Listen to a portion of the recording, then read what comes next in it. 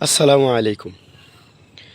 দুনিয়ার প্রতি লোভ লালসা থেকে কোরআনের মধ্যে আল্লাহ তাআলা ধর্ম বর্ম নির্বিশেষে প্রত্যেকটা মানুষকেই নিরুৎসাহিত করছেন। এর কারণ কি জানেন? এই যে দুনিয়া নামক আমাদের বিচরণের যে একটা ভূমি, একটা পৃথিবী আল্লাহ তাআলা তৈরি করেছেন, এই পৃথিবীটা আমাদের জন্য চিরস্থায়ী না। এই পৃথিবীটা আমাদের জন্য স্থায়ী জায়গা, বসতির জায়গা না।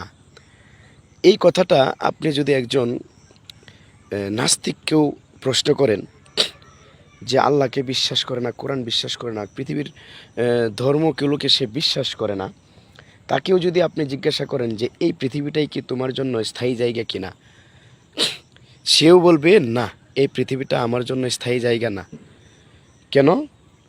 এই পৃথিবী থেকে আমাকে মৃত্যুবরণ করতে হবে, এই পৃথিবী থেকে আমাকে চলে যেতে হবে। এজন্যই আল্লাহ রাব্বুল আলামিন এই দুনিয়ার প্রতি মানুষদেরকে নিরুৎসাহিত করেছেন। হাদিসেও আল্লাহ রসুল সাল্লাল্লাহু আলাইহি সাল্লাম এই দুনিয়ার প্রতি মানুষকে নিরুৎসাহিত করেছেন।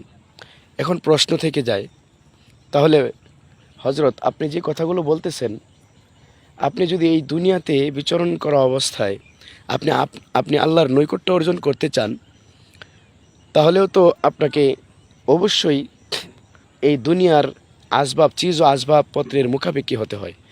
যেমন আমরা যদি আপনি যদি আপনার সতরকে আবৃত করতে চান, তাহলে অবশ্যই পোশাকের প্রয়োজন। আর এই পোশাকটা অবশ্যই আপনাকে অর্থের মাধ্যমে ক্রয় করতে হবে। আর এই অর্থের নামই তো হলো দুনিয়া। এরপরে আপনি যদি এই হজ করতে যান, ইসলামের মৌলিক বিধানের একটি, সেখানেও আপনার অর্থের প্রয়োজন হয়। আপনি যদি যাকাত আদায় করেন, সেখানেও আপনার অর্থের প্রয়োজন হয়। এরকম ইসলামের মৌলিক যত আমল আছে, অধিকাংশ আমলের মধ্যে আপনার এই অর্থের প্রয়োজন পড়ে। তাহলে আপনি যে বললেন দুনিয়ার প্রয়োজন নাই, তাহলে তো মানুষ বৈরাগ্যতা ধারণ করলেই ভালো হয়, যে সে জনমানবহীন শূন্য এলাকায়, একেবারে নিঃস্ব এলাকায় সে চলে যাবে এবং সেখানে গিয়ে একা একা জীবনযাপন করবে। এটাও তো ইসলাম না করে। তাহলে আপনার কথার মধ্যে তো আর ইসলামের চাহিদার মধ্যে তো বৈপরীত্য দেখা যাচ্ছে। এই প্রশ্নের জবাবটা আমি আপনাদেরকে দেওয়ার চেষ্টা করি।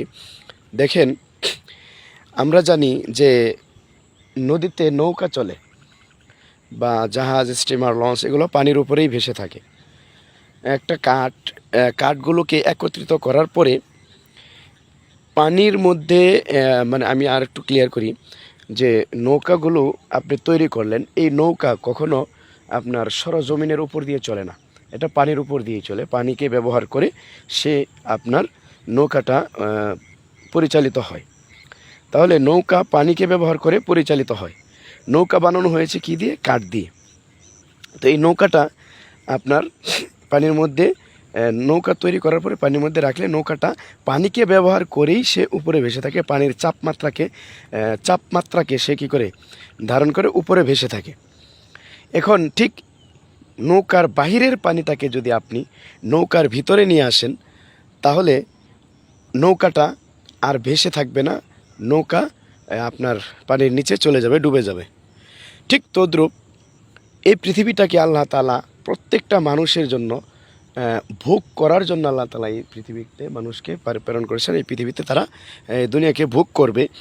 কিন্তু এই দুনিয়াকে যখন তার নিজের ভিতরে নিয়ে নিবে, অর্থাৎ তার নিজের জীবনটাকে সে এভাবে পরিচালনা করবে যে আপনার সে শুধুমাত্র এই দুনিয়ার ভোগ বিলাসিতাই জন্যই যেন দুনিয়াতে এসেছে, এই বিষয়টা যখন সে তার নিজের ভিতরে ধারণ করবে, তখন ওই নৌকার যেই পরিস্থিতি হবে, নৌকা যেরকমভাবে পানির নিচে চলে যাবে, নৌকার বাহিরের পানিকে তার ভিতরে ধারণ করার জন্য, তদ্রূপভাবে একটা মানুষ যখন সে এই দুনিয়াকেই কেবলমাত্র তার জীবনের লক্ষ্য উদ্দেশ্য বানিয়ে নেবে, তার নিজের ভিতরে ধারণ করবে, তখন নৌকার যেই পরিস্থিতি হয়, পানির নিচে চলে যায়, এই দুনিয়াও তাকে এভাবে ধ্বংস করে দিবে। সে দুনিয়ার পিছনে ছুটতে ছুটতে এক পর্যায়ে সে এমন এক জায়গায় উপনীত হবে যে তার আর এই দুনিয়া থেকে তার ফিরে আসার কোনো অবস্থা থাকবে না। সে একেবারেই এই দুনিয়া তাকে ধ্বংস করে দিয়েই তারপরে তাকে ছেড়ে দিবে।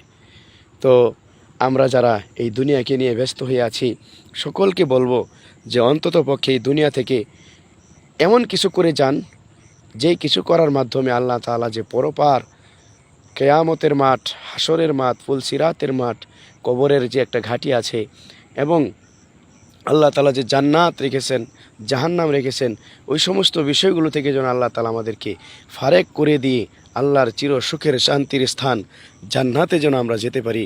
আল্লাহ তাআলা আমাদেরকে তৌফিক দান করুন। দুনিয়ার এই নাজ নিয়ামত দেখে এর প্রতি আকৃষ্টতা থেকে আমাদেরকে আল্লাহ তাআলা বাঁচিয়ে রাখুন। আমিন।